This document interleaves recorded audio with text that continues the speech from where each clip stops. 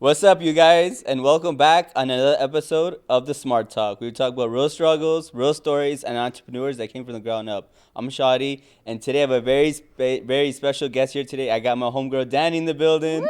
I'm so excited. I'm so excited to be here. What's up? Smart Talk podcast, literally the best podcast in the world. No denying it. I appreciate you. I appreciate you coming in here. You know how a lot of people don't know me and you're really good friends, but I want people really to get to know like the real version of you and how you came up growing up and what type of person you went through and the struggles you battled just to get to this point in life. So tell me a little bit more about yourself. Yeah, what do you not know about me? Okay, so basically this person that like you've been meeting, like this is like a completely like new version of me. Like this level that I'm at now, I never would have thought that I'd be on like my dream podcasts or like I've been on so many amazing productions and I've been so blessed to like literally live out a lot of my like childhood fantasies and dreams. And as a kid, you know how we all have career day and you're supposed to go up in front of the class and tell people what you want to be. So like everyone's like, I want to be a doctor and a vet and like real like serious stuff. And I was really serious about this. I wanted to be a diva. And to me, that just meant like I wanted to sing, I wanted to dance, I wanted to be an actress. And like at the time, New Mexico was not like that place. Like we were not the beautiful Netflix hub that we are now. So it was just like an imagination of mine that I had. Like I always like saw someday, like I don't know how, but I'm gonna be a movie someday. And like I just had like so much faith in myself. And like I look back now and think like, how did I know that I was going to be able to like even accomplish any of that? Like, I think that's my greatest gift is I've always just been like super positive. People are like, oh yeah, like, how are you just so positive? The world could be falling apart and you're going to be like, okay. And I'm like, well, like growing up, my whole childhood was basically just like struggling. Like I feel like I was always like hiding like how I felt and how sick I was all the time, and I was just allergic to everything. Like I was a super sensitive kid, so everything that the doctors were trying to give me was like making me sick or making me like worse and giving me like all these terrible side effects. And I was allergic to animals and I loved animals so much, so it was like it was so hard growing up because I didn't know I had all these health problems when I was little. I thought I was perfectly fine and healthy. And then once I had a kid, I like realized I do not want him to struggle the way I did. Like I need to make sure that he is so well taken care of. I studied so hard just to make sure that like his immune system and everything about him was developing properly so he didn't have to face like any of the struggles that I did. And I just always knew someday my main like goal in life was just to be a mom. Like that's all I wanted. And everything else that I do, like all the like side stuff, that's just like little fun things that I do when I'm not with my kiddo. But like that's my main focus is just making this world a better place for him. So I know you do a bunch of like different stuff. You do like event planning, promoting, you give people advice. You're really big on social media. Like, who is Danny though? Like how would you like kind of like label yourself or describe yourself when someone asks like, who is Danny? That's a good one. Okay, so I'm like the self-proclaimed like Miss New Mexico. Like I guarantee no one in this world loves New Mexico more than I do. So I'm a promoter for all of my friends. I'm an event manager and I love like creating events, and the event that we're doing together I'm so excited about. I'm a podcaster too. You were on my podcast. Yeah. I'm an actress. I've been in Obliterated on Netflix, episode 1. You'll see me there. I'm in some crazy scenes with Pony Boy from The Outsider, and like that's not even as cool as this though. This is the coolest thing I've done so far. So I guess I'm just like super multi-talented. Like I could do fire dancing, I could do photography, video editing. I feel like now that I have like you on my team and Vivid Canvas, I'm pretty unstoppable. No, yeah, for sure. Yeah, you're only going up from here for sure. Like what did we say the other day? I wish I would have met you sooner because we would have taken over the world by now. And it's true. I appreciate you. Much love. Yeah, I love you guys. I love our team. And since we've like linked up for that first podcast we did, like I've just been really praying to find like a team like that, you know? Like before Reef and you came into my life, I specifically asked God, I was like, okay, God, can you please just point me in the direction of people who are like me? Like, I want to be around like-minded people who just want to create a safe space in New Mexico and make it into something beautiful, even though people have so many negative things to say. And when I met you and Reef, I was like, okay, they're on the same mission. Like, this is where I belong. Yeah, it's crazy. We all kind of just got together and collabed and, you know, formed a great team, and we all support each other's goals. And a lot of people like hating on their friends, and it's such a shitty trait to have nowadays. Yeah. Like, no one's supportive of each other no more. Like, yeah, especially if you're winning. Like, that's the hardest part, is like finding friends that like want to support you when you're doing good. And that's why when I found Vivid Canvas, I was just like so shocked at what an amazing like group of individuals that was. And they literally only knew me for a short amount of time, but they, in that amount of time, like we accomplished so much together. And like we're planning this Creators Fest together, doing an after party at Hookah Kings. We have so many fun projects coming up, and I'm just excited for the future. I could already tell that the team that we have, like, we're gonna really just, we already took over the world. So yeah, there's this saying, people on the bottom are competing, but the people on top are collaborating. Yeah, and I definitely feel like we're at the top, and that's why we're collaborating, because we've just created such a beautiful community. And like, it's hard to find that in New Mexico. Like, a lot of people don't support you, and a lot of people would rather like compete with you, like you said. Why do you think that that's the way in New Mexico?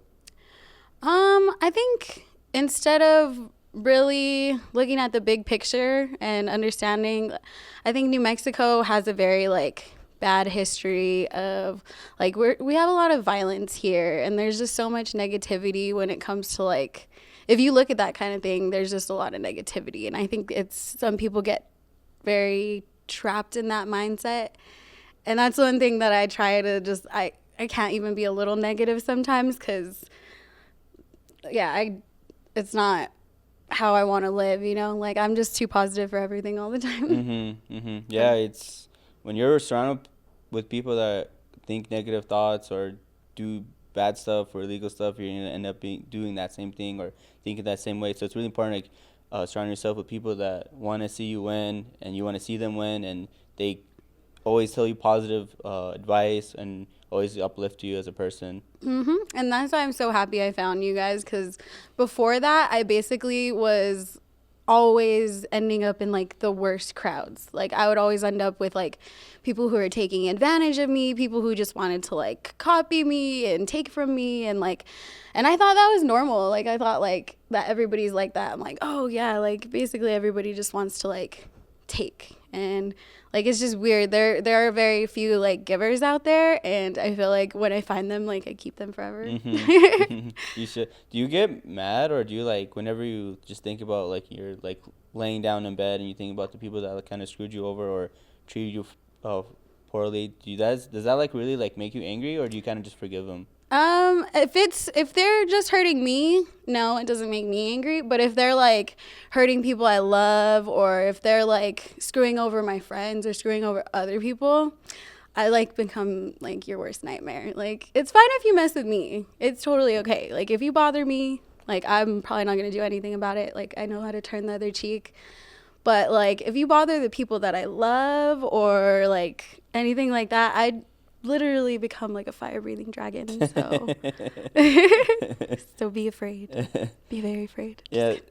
So Danny, so a lot of people actually don't know that you actually have a kid, right? How do you balance like your work and life balance, and you know, making sure your kid's taken care of, but you're also like getting your work done? Because I know it's kind of hard for, you know, a single parent. Definitely. I feel like I'm super blessed, because it does take a village to raise a kid, and I have the most supportive, beautiful like village. My mom and my grandma raised me, and I'm so lucky that I have that support, because it would be really hard. I feel like if I didn't have them, I would just be crumbling to the floor, because that support that they give me with my son, to allow me to not only like, I work from home and I take care of him, but also I get to live out all my dreams and do the things that I want to do, because I trust them. And I think if I didn't have them, I wouldn't trust him with anyone. Like, I wouldn't even trust a babysitter.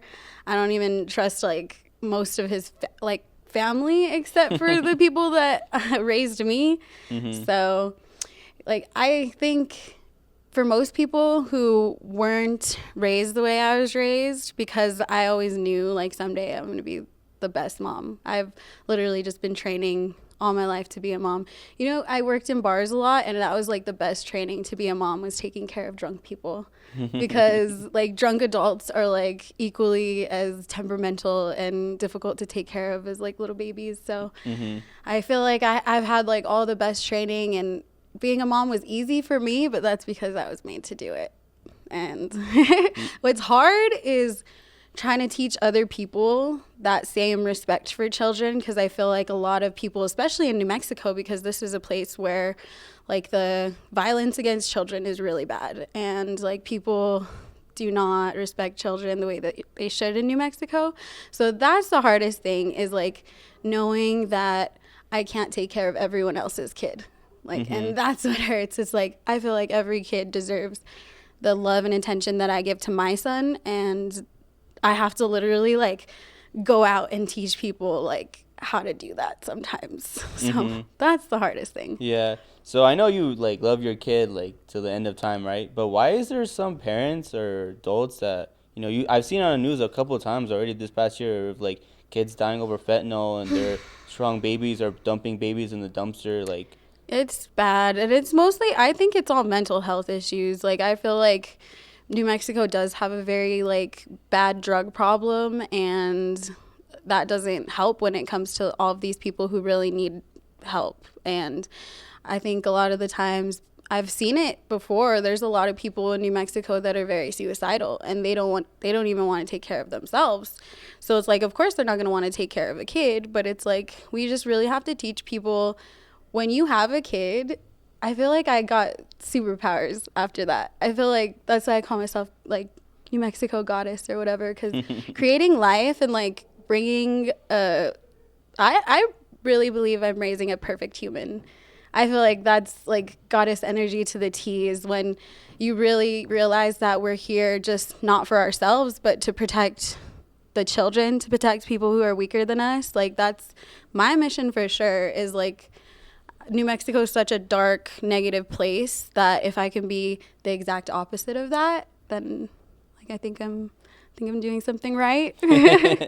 But like I said, it's like it's not always negative like that. There are very good people out there, and it's just like you got to find them and you hold on to them, and we got to just teach everyone else through good example, through your podcast and through my podcast. Like, we're just trying to teach people how sacred and beautiful and divine life really is. No, it really is, for sure. Like, what are your like core beliefs and values you live your life on, or you believe in? Yeah, so I was raised Catholic, so I was raised by a nun. I think I told you this. My grandma was straight out of the convent. Like, she would still be in the convent if it wasn't for her getting really sick, and then she met my grandpa, which thank God she did, because I wouldn't be here.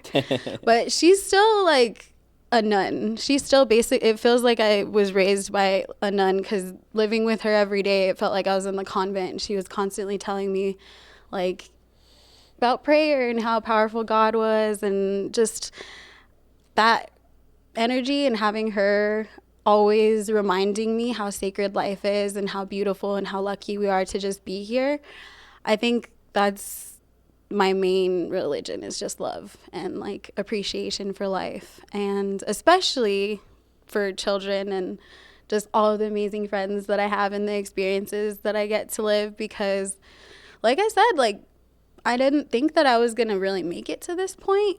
I always thought like, oh, like I just really thought when I was a kid that I was gonna just die young. Because Why would you say that? well, so I didn't know I had all of these health issues till I got older. I didn't know I was anemic. I didn't know I had ADHD.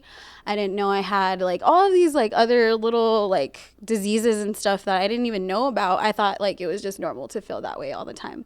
Like, I just literally never wanted to get out of bed, because I just was healing from a lot. Like, I found out later, I don't know if I can talk about that, what I was healing from, because there's a big controversy over it, but maybe we'll talk about that someday on my podcast. But yeah, it's just, it was really hard because I think I just learned how to be so positive because I was constantly like bombarded with like pain. Like even last night, I told you, all last night I didn't even sleep because my wisdom teeth were coming in, and it's like a funny joke. It's like I'm on Smart Talk podcast and now I feel so wise because of all the pain I endured last night.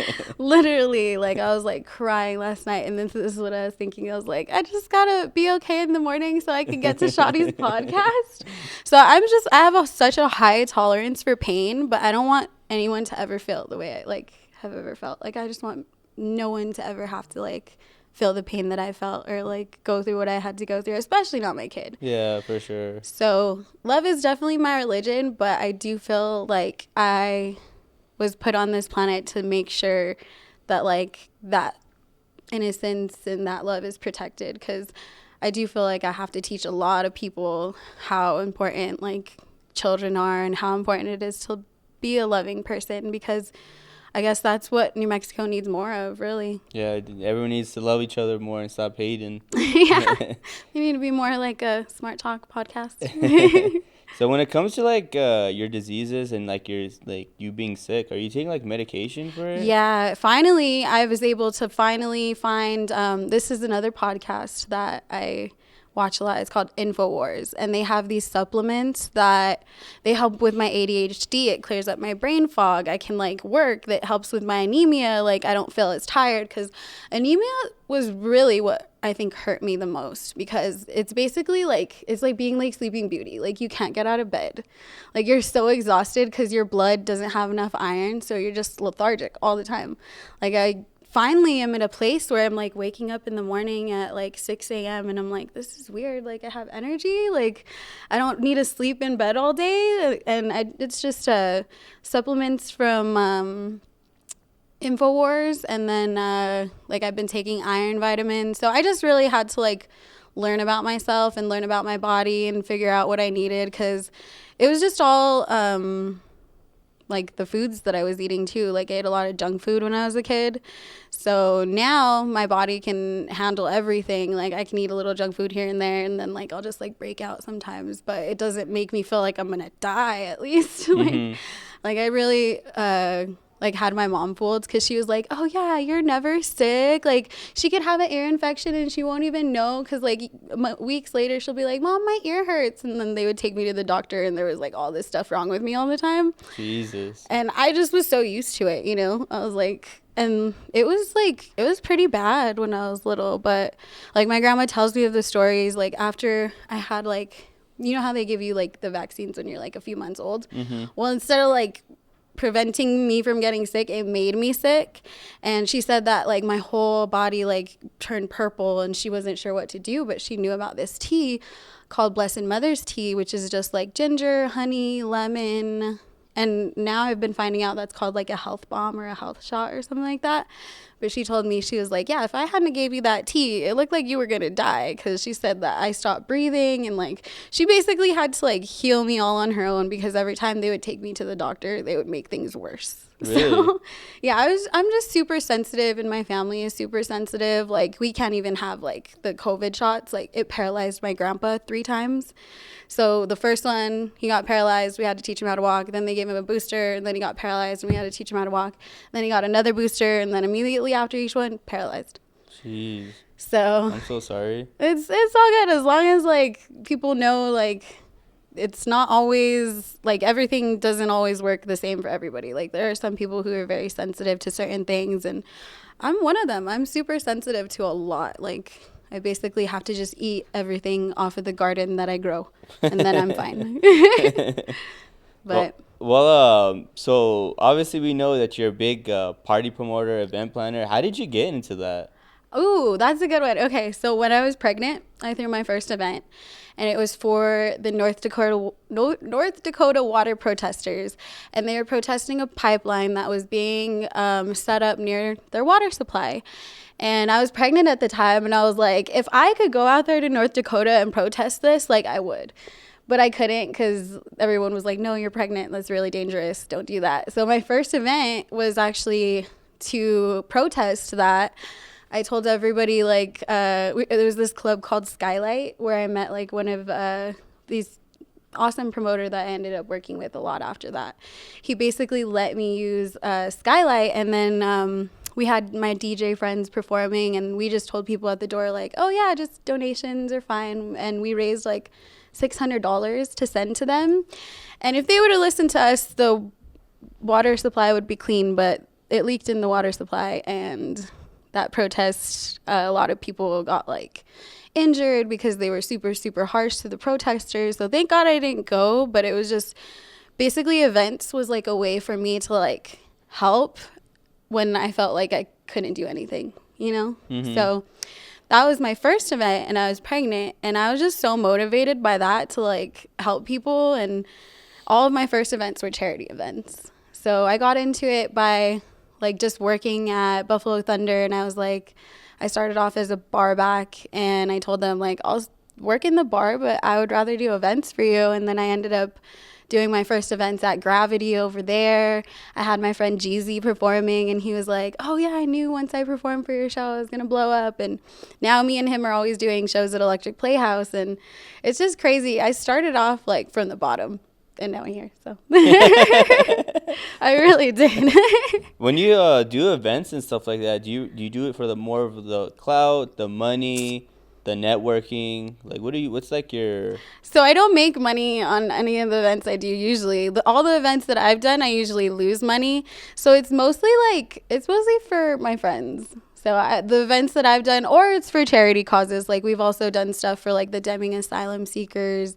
My grandma runs a soup kitchen. So the reason I do events too is because she's done so much with her events. So she used to do events when I was little called like the Chili Bowl, where people would go try all of these different chilies and salsas, and everyone got to vote for their favorites. And then at the end of that, all that money was used to support the soup kitchen, which my grandma and my auntie started in Espanola. So they started the first soup kitchen in Espanola. After being inspired, they were visiting the Holy Land, and God like told them like, go back and build a soup kitchen, and they did it. And my one of my cousins used to eat at the soup kitchen every single day, and eventually he got like an amazing job at the labs, and then I got to like go on his boat the other day. So he went from like homeless to having like a nicer house than me. And yeah, he would eat there every day at the soup kitchen, and then eventually he like helped them start a homeless shelter.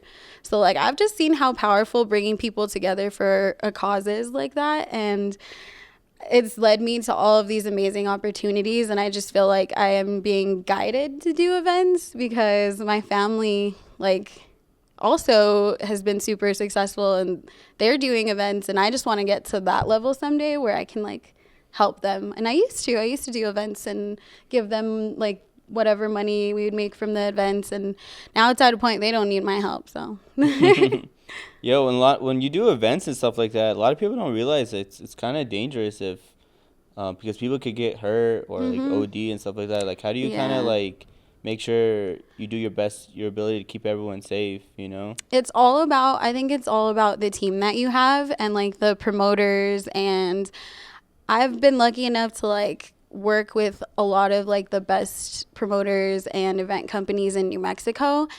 And I think the main thing is all of them have this in common. Like, we're all just trying to create a safe space for people. And it's so amazing to see, like, I'm not the only one trying to do that anymore. Like, I have this awesome team of amazing people who we all have the same mission. Like, we all just want to create safe places here in New Mexico because we've all been through so much. Like, if it's not one thing, it's another here. So all of us are just trying to create something beautiful. So there's a saying, it's not what you know, it's who you know, right? And I feel like you're really popular in Albuquerque and in New Mexico in general. How did you get the type of popularity that you got? Like, how do you know so much people? I think it's mainly because of the networking that I do. I think you're right. Yeah, it is definitely who you know, because if you know me, your life's about to take off. If I'm in your life, it's like that means good things are coming, because I definitely feel like now that I'm more picky about who I spend time with, I used to honestly just like hang out with everybody all the time, and that's kind of why I know everyone, because I used to be dangerous. Like back in the day, I used to just, I think I was like 16 and I had a fake ID, so I was always going out, and like I just loved events. I loved going to festivals, and I would meet some of like my best friends at festivals. Like I've met a lot of my best friends at EDC, and I think events and festivals is the main networking that I've done, because you just meet so many people who are in the same mindset as you. And like I've just found all of my favorite people at EDC usually. Mm-hmm. When it comes to like, you know, because as a party promoter, event planner, you always have to be out and about, like at functions, at events and stuff like that. Does that kind of affect like your love life and like you being in relationships and stuff like that? Because a lot of guys usually don't typically like a girl that's constantly out, but that's kind of your line of work though. So Yeah, well, honestly, I'm kind of like in a place where if someone can keep up with me, that's impressive. And I'm just not really like, I don't know, I'm not even really like looking for anybody who can't keep up with that, because like I really am a lot like my grandma. And my grandma, she's constantly out and about, like trying to help everybody. And like that's kind of like where I would find like my most purpose, is like when I was always going out and like being around people. For some reason I had like a sixth sense, and I always knew where I needed to be. And like usually I needed to be around like my friends who are super suicidal all the time. So I like, mostly if I go out now, it's only to spend time with like people who need me, you know? mm-hmm. So it's like if people need me to promote, I'm there. If people need me to like be on a podcast, I'm there. But I'm kind of at this point now where I just stay home most of the time, and I won't really leave the house unless I'm on like the guest list or something. But I don't know, I'm not really looking for anybody. And if I find someone, they better be able to keep up with me, because I'm all over the place. Yeah, you're on another type of level for sure. Yeah. So, you got the name New Mexico Goddess. That's your IG handle. That's one of them, One actually. of them, yeah. Why did you come up with that name? So when I worked as an ambassador for Astral, my coupon code was Goddess. And I think I just always liked it, you know, because me and God have a really good relationship. And I call him Sky Daddy, so he knows that I just call myself Goddess because it's like a pet name. It's a term of endearment. Uh-huh. I think it's cute, and I do want to start a brand someday, like around that theme. And yeah, I just always liked that name. So it used to be like Good Vibe Goddess, and then I changed it to like Zia Goddess, and now it's New Mexico Goddess, because I don't know, I feel like that's like the aesthetic that I try to go for a lot of the time. Just like I like goddessy vibes. Why don't you run for the pageant or like Ooh. Miss New Mexico or something? So I did. Well, so I got as far as like I got like the sash and stuff, and I was gonna compete, and then I saw the contract and read like I literally read everything in the contract, and they basically like wanted to have control over like every public appearance. So like if I wanted to be on this podcast, I would have to go through them, or if I wanted to do certain Netflix shows, it would have to be under their approval, like if I would have won, you know? Really? So I'm like, why compete to be Miss New Mexico when I know that if it was based off of who loves New Mexico more, I just win, like hands down. So I was like, I don't need to compete, I got the stash, so I'm good. Hey. Who's the people in your life? Who's like the most important people in your life? Definitely my grandma and my kid. I can talk about them all day. But mostly all of my closest friends are all the people that I work with. So like you, Reeve, Charlie, like we're literally building an empire together. So y'all are pretty important. Thank you. I really appreciate you. Is there anything else that you'd like to tell people that they don't really know about you, or you want to let the people know about you? Oh yeah, well, we're throwing a festival, Creators Fest. It's coming up June 26th. So it's all about influencers. It's all about artists, podcasters, businesses, anyone who wants to come create and use the beautiful venue we have at Electric Playhouse. Come see us on June 26th, and it starts at 6 to 9. I'm like, I know it. And what about your birthday party? Well, yeah, that's coming out. We're also having the after party at Hookah Kings June 26th. And then the birthday party. Like, literally, I'm so spoiled. Like, I get to be on your podcast and we're throwing a party this Saturday. Like, I'm too happy. So, y'all better come see us at Hookah Kings. I'm always there. That's my favorite place. Oh shit! What would you tell your younger self that, obviously you're a little older now and you went through a lot of stuff when you're younger? What would you give yourself when you're younger some advice? Yeah, I would try not to cry. I'll be like, you are the bomb. You're so much tougher than me, for sure. My younger self was way like tougher and braver than me. So I would just give my little self a lot of credit and be like, you know what? Like, don't worry. It's all going to be worth it someday. Push through because you're going to make all your dreams come true. Mm-hmm. And eventually you'll end up in all the right places. So, So what's your future goals and ambition? Like, how far do you want to, where do you see yourself? I know it's kind of cliche. Where do you see yourself in 10 years? Like what's kind of your end goal? You lay down in the bed and be like, I enjoyed my life to the fullest. Like, I accomplished all the things I wanted. Like, is there some things you still want to accomplish or things you still want to do? I want to make a movie about how cool we are. I'm not even kidding. We're going to someday, with Vivid Canvas, make a movie about how all of our podcast sessions ended up turning into a festival and then how we took over the world from there.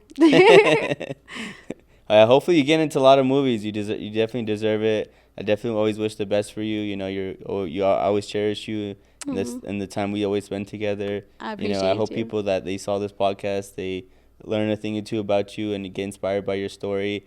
Before we end today's podcast, guys, again, I want to shout out to our two main sponsors. We got Hookah Kings, the top-rated hookah lounge in New Mexico, Woo. and Merino Media, quality content for your business and image. And I see you guys next time on the Smart Talk. Woo! Yeah.